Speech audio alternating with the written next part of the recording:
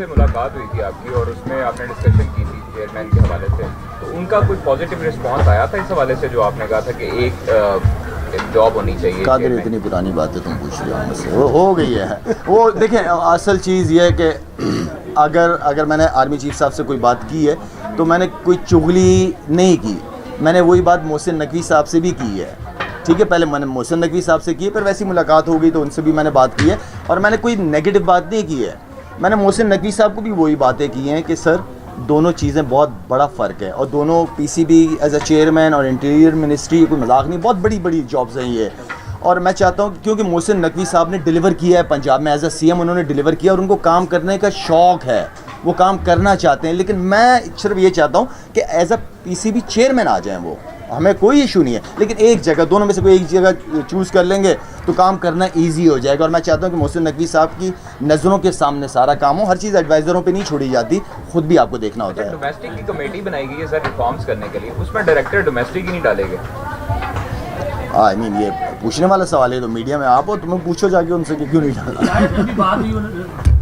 के हवाले से हम हर 2 साल के बाद, 3 साल के बाद, 7 साल बाद रिफॉर्म्स करते हैं, तो ऐसे कैसे आपकी क्रिकेट ठीक होगी जब आपको ये पता ही नहीं कि अगले साल हमने क्या क्रिकेट खेलनी है, 8 टीम में खेलेंगे, 6 टीम में खेलेंगे, क्या कहेंगे ऐसे? यार मैं एक बात बताऊं आपको, हमारे जितने, जब क्योंकि क्रिकेट स्ट्रगल कर रही है हमारी, ठीक है ना, मैं ये समझता हूं कि हमारा जो भी नेशनल टीम का प्लेयर है उसको डोमेस्टिक सीज़न में जाने की कहीं इजाज़त नहीं होनी चाहिए। 5 से 6 मैचेस वो डोमेस्टिक क्रिकेट के खेलेगा 4 डे एंड देन फिर उसके बाद जो दुनिया में लीग हो आप इजाज़त दो, लेकिन प्लेयरों को साथ साथ में रेस्ट भी चाहिए। ये नहीं है कि हमारा हर प्लेयर जो है वो सिलेक्शन कमेटी बांग्लादेश के ख़िलाफ़ भी खिला रहे हैं, हम जिम्बाब्वे के ख़िलाफ़ भी खिला रहे हैं, आयरलैंड के ख़िलाफ़ भी खिला रहे हैं, नहीं, आप प्लेयर्स को रेस्ट चाहिए होता है, चाहे कोई भी प्लेयर हो, चाहे वो शाहीन हो, बाबर हो, रिजवान हो, इन लोगों को रेस्ट चाहिए। रेस्ट इसलिए चाहिए कि पीछे आपके डोमेस्टिक में जो परफॉर्मर्स हैं एटलीस्ट उनको तो चांस मिल सके ना। तो मैं हमेशा से कहता रहा हूँ कि आपकी बेंच स्ट्रेंथ स्ट्रॉन्ग होनी चाहिए। जो प्लेयर अगर शाहीन अंदर खेल रहा है ना तो उसको ये पता है अगर मैं परफॉर्म नहीं करूँगा तो पीछे एक लड़का बैठा हुआ है मेरे तैयार, वो मेरी जगह आ जाएगा। तो कंपटीशन होना बहुत ज़रूरी है। शोएब अली कभी भी खेले हैं फिटनेस के हिसाब से, आप भी बड़े फिट हैं। नहीं, वो तुम्हारा ख्याल है कि मैं फिट हूँ। उनको देख के आपका नहीं दिल करता मैं भी प्लेयर खेलूं? नहीं, मैंने जितनी क्रिकेट खेलनी थी बहुत ज़्यादा खेल ली थी मैंने, और मेरे ख्याल में शोएब मलिक अगर खेलना चाहता, फिट तो है वो, फिट तो है, लेकिन ज़ाहिर बात है फ्रेंचाइज की भी एक कोशिश होती है कि कोई एक्सपीरियंस्ड हो साथ में। और शोएब कंटिन्यू क्रिकेट खेल ही रहा था, प्रैक्टिसों में मैं उसको देख रहा था, थोड़ा सा एक्सपीरियंस को साथ लेके चल के कप्तान को भी सपोर्ट मिल जाती है एक तरीके से। हाँ, ज़रूरी नहीं कि आप सारे मैचेस ही उसको खिलाओ, अगर अच्छा कर रहा, परफॉर्म कर रहा, बिल्कुल खेलना चाहिए। शायद रिजवान, आप टीवी पे बोलते हैं कि रिजवान बड़े अच्छे करते हैं, लेकिन वो प्रेस कॉन्फ्रेंस में आजकल कह रहे हैं कि उनके हाथ में कुछ नहीं है, तो क्या समझते हैं आप, बाकी उनके हाथ में कुछ नहीं है? रिजवान को मैंने बहुत ज़्यादा सपोर्ट की, सबको पता है, हमेशा से उसको, क्योंकि बाबर के बाद अगर कोई नज़र आ रहा था कप्तान तो वो रिजवान ही नज़र आ रहा था, क्योंकि रिजवान ने जिस तरीके से मुल्तान सुल्तान को PSL में लीड किया, बड़े ज़बरदस्त तरीके से लीड किया। कप्तान के पास एक्सक्यूज़ नहीं होने चाहिए कि मुझे अपनी मर्ज़ी करने नहीं दी। क्यों आपने ये बात साउथ अफ्रीका के ख़िलाफ़ के बाद सीरीज़ के बाद क्यों नहीं की? आपने ऑस्ट्रेलिया की सीरीज़ जीतने के बाद ये बात क्यों नहीं की? आप जब हार गए तो आप, तो एक लीडर की तरफ से इस तरह की चीज़ सामने आना मेरे ख्याल में ये अच्छी बात नहीं है। अगर कोई इशू भी है, जाएँ चेयरमैन के साथ बैठें, कोचेस के साथ बैठें कि यार मुझे अगर कप्तान बनाया है तो मुझे इतनी अथॉरिटी दो कि मैं अपनी टीम बना सकूँ। मीडिया में आके बात करना ये मुनासिब नहीं है। अगर पीसीबी में कोई मिलता है ओहदा वगैरह जो भी ऑफर होती है तो उसे कबूल करेंगे?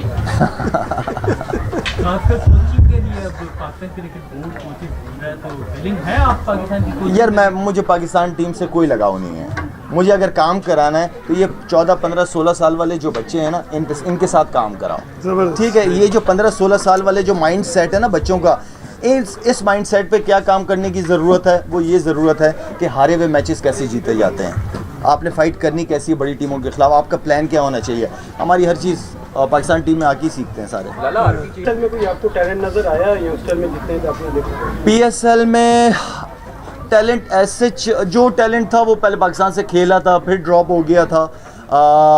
एक रज़ा है फास्ट बॉलर, वो एक नज़र आ रहा है, लेकिन मैं समझता हूँ कि बैटिंग के अंदर 3-4 प्लेयर हर PSL के अंदर पास्ट में भी नज़र आए, क्योंकि पाकिस्तान की जो बैकबोन रही है, जो चैम्पियन ट्रॉफी जीती थी इंग्लैंड के अंदर, उसमें ज़्यादातर प्लेयर्स वो थे जिन्हें PSL के अंदर अपॉर्चुनिटी मिली थी।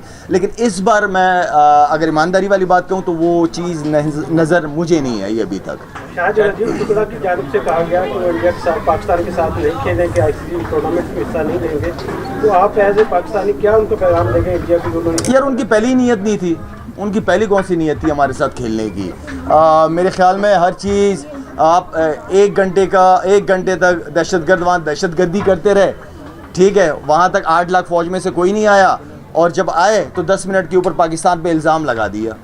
तो आई मीन कि खुद ही ब्लंडर्स मारते रहते हैं, खुद ही लोगों को मरवा देते हैं, फिर उनकी वीडियोस दिखाते हैं कि नहीं वो तो ज़िंदा है।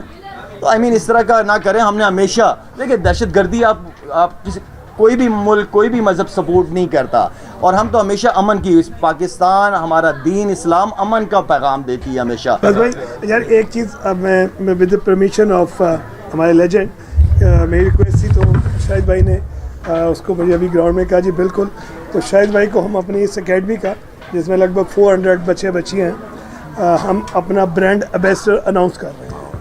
बहुत बहुत शुक्रिया, थैंक यू सो मच। आपका बड़ी खुशी, मेरे लिए खुशी की बात है कि हॉकी के लिए, हॉकी की रिवाइवल के लिए और Shahid Afridi is not only cricketer, ये पाकिस्तान के एम्बेसडर हैं। हम जब दुनिया में जाते हैं, ऑस्ट्रेलिया, न्यूजीलैंड खेलने जाते हैं या खिलाने जाते हैं, तो लोग स्पेशली पूछते हैं लोगों का कि वो क्या कर रहे हैं, कैसे हैं। तो लिहाजा ऐसी हस्तियों का, ऐसे लेजेंड्स का ग्राउंड में आना, हॉकी ग्राउंड में आना, ये बहुत खुशाइंद है। और मैं अल्लाह ताला की रहमत से आपको ये ज़रूर कहूँगा, ऐसे लोग अगर साथ मिलकर चलेंगे तो पाकिस्तान हॉकी बहुत जल्द रिवाइव होगा इंशाल्लाह। एक छोटी शील्ड दीजिएगा यहीं पर, शायद ये छोटा टोकन ऑफ लव है। वो मैं समझ ओरिजिनल वाली दे रहे हैं ताकि खेलना शुरू करूँ। नहीं, आपको छक्के पे रखना। बहुत बहुत शुक्रिया। ये सर एक छोटा सा जज़ाकल्लाह, थैंक यू, थैंक यू। ये गाइड। अच्छा मैं आगे आगे ओ भाई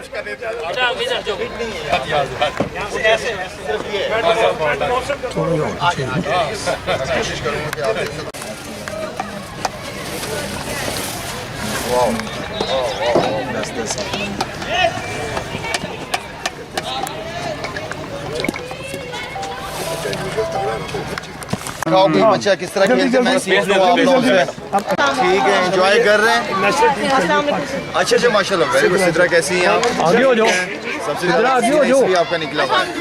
हाँ, इधर आगे हो जाओ। Very well done, very well done, शाबाश, लगे रहे। Future star. ओके, ये सब बच्चियां जो है ना मेहनती हैं, सब माशाल्लाह। आप लोग जैसे सोचोगे वैसे होगा, ठीक है ना। सोच बड़ी रखें कि मैंने पाकिस्तान का नाम दुनिया में रोशन करना है। छोटी सोच नहीं, बड़ी सोच रखें आप। बड़ी सोच के लिए फिर मेहनत भी थोड़ी उस हिसाब से करनी पड़ती है, ठीक है बेटा।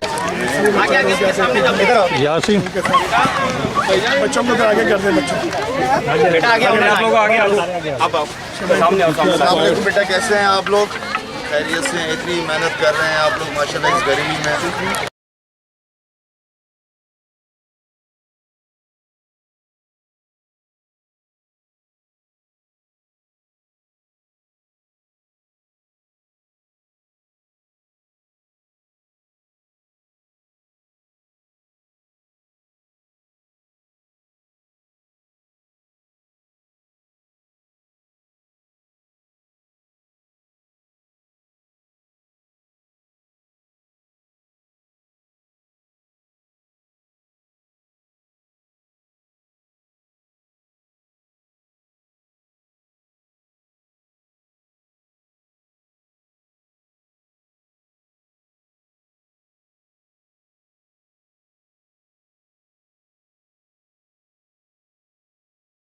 आप 1 घंटे तक दहशतगर्द वहाँ दहशतगर्दी करते रहे, ठीक है, वहाँ तक 8 लाख फ़ौज में से कोई नहीं आया, और जब आए तो 10 मिनट के ऊपर पाकिस्तान पे इल्ज़ाम लगा दिया। तो आई मीन कि खुद ही ब्लंडर्स मारते रहते हैं, खुद ही लोगों को मरवा देते हैं, फिर उनकी वीडियोस दिखाते हैं कि नहीं वो तो ज़िंदा है। तो आई मीन इस तरह का ना करें। हमने हमेशा देखिए, दहशतगर्दी आप किसी कोई भी मुल्क कोई भी मज़हब सपोर्ट नहीं करता, और हम तो हमेशा अमन की, पाकिस्तान हमारा दीन इस्लाम अमन का पैगाम देती है हमेशा। हमने हमेशा इंडिया के साथ अच्छे ताल्लुकात बनाने की कोशिश करते रहे हम लोग हमेशा। हमें काफ़ी थ्रेट्स मिलती रही वहाँ से, टूर से पहले हमें ये भी नहीं पता होता था कि हम जाएंगे कि नहीं जाएंगे। वर्ल्ड कप अगर आपको 16 को याद हो, हम लाहौर में ही थे, हमें तो पता ही नहीं था, मैं एज ए कैप्टन लीड कर रहा था टीम को, तो मुझे तो पता ही नहीं था कि हमने हमारी फ़्लाइट होनी है कि नहीं होनी। तो आई मीन स्पोर्ट्स जो है ना, वो पे हमेशा मैं बात करता हूँ कि स्पोर्ट्स डिप्लोमेसी हमेशा बेस्ट रहती है। स्पोर्ट्स की वजह से ही आपकी कबड्डी की टीम आ जाती है इंडिया से, यहाँ क्रिकेट नहीं खेलते आपस में, तो करना है तो फिर पूरी तरह बंद करो, अगर चलना है तो पूरी तरीके से चलो। शायद